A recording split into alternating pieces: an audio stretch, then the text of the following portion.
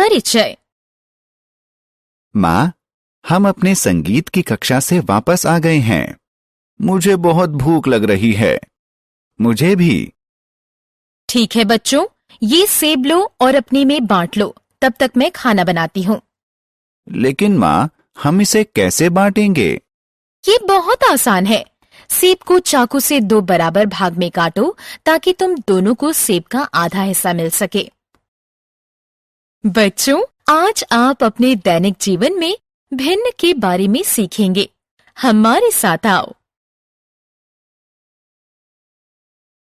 आओ सीखें। भिन्न संख्याओं की अवधारणा का वर्णन करना, प्रत्येक भिन्न के अंश और हर को पहचानना, ये समझना कि किसी समुच्चय के पूर्ण या आंशिक भाग को प्रदर्शित करने के लिए भिन्न का प्रयोग कैसे करेंगे। दैनिक जीवन में भिन्न संख्याओं के उपयोग पर चर्चा करना। भिन्न संख्याएं क्या होती हैं? क्या आप गिन सकते हैं कि यहाँ कितने वृत्त हैं? 1, 2, 3, 4, 5। यदि वृत्त का सिर्फ आधा भाग हो तो हम इसे कैसे गिनेंगे? जी हाँ, हम भिन्न का प्रयोग करेंगे। भिन्न संख्याएं वे संख्याएं हैं जो एक पूर्ण का एक भाग निरूपित करती है। अंश और हर। यहाँ एक पूरा जन्मदिन का केक है। आइए इसे छोटे टुकड़ों में काटें। यदि हम केक को बीच से काटें तो हमें 2 बराबर भाग प्राप्त होंगे। हर भाग पूरे केक का एक आधा है। हम इसे भिन्न के रूप में लिख सकते हैं।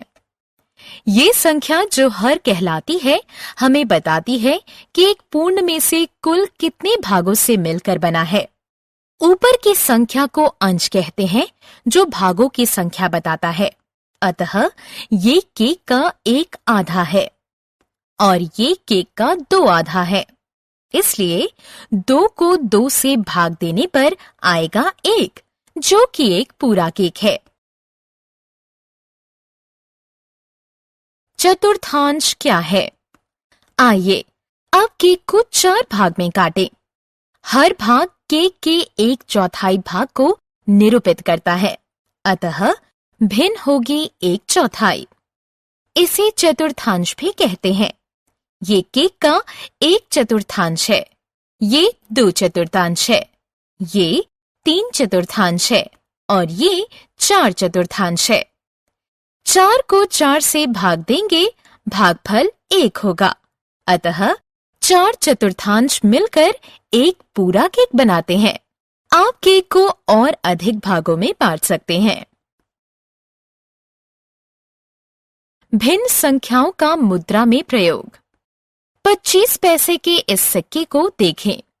25 पैसा एक सिक्का 1 रुपए के सिक्के का 1/4 होता है। इस प्रकार 10 रुपए का एक नोट 50 रुपए के एक नोट का 1/5वां भाग होता है। अतः बच्चों, भिन्न संख्याओं का प्रयोग मुद्राओं में भी होता है।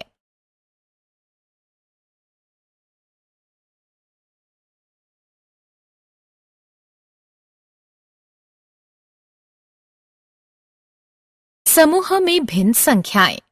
याद रखें कि हम भिन्न संख्याओं का प्रयोग समूह की वस्तुओं के बारे में बात करने के लिए कर सकते हैं। देखिए, इस प्लेट में 13 बिस्किट हैं। ये हमारा हर है। लेकिन सभी बिस्किट एक ही प्रकार के नहीं हैं। उनमें से 6 चॉकलेट बिस्किट हैं, जबकि 7 मिल्क क्रीम वाले हैं। अतः वे अंश हैं। इसलिए हम कह सकते हैं कि ये 6 13वां चॉकलेट बिस्किट है और 7 13वां मिल्क क्रीम बिस्किट है।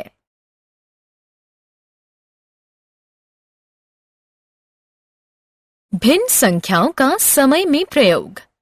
क्या हम समय को भिन्न में विभाजित कर सकते हैं? हाँ, इस घड़ी को देखो। घंटा एक पूर्ण संख्या होगी और मिनट उसका भाग होगा, क्योंकि एक घंटे में 60 मिनट होते हैं। इसलिए हर मिनट 1/60 भाग है।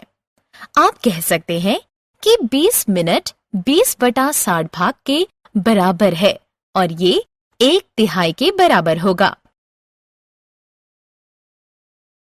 भिन्न संख्याओं के दूसरे प्रयोग।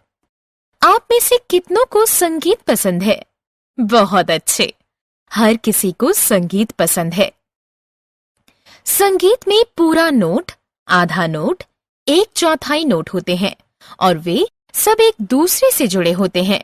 अतः 2 आधे नोट की लंबाई एक पूरी नोट जितनी होती है और 4 1/4 नोट एक पूरी नोट की लंबाई के बराबर होते हैं। क्या ये अद्भुत नहीं है?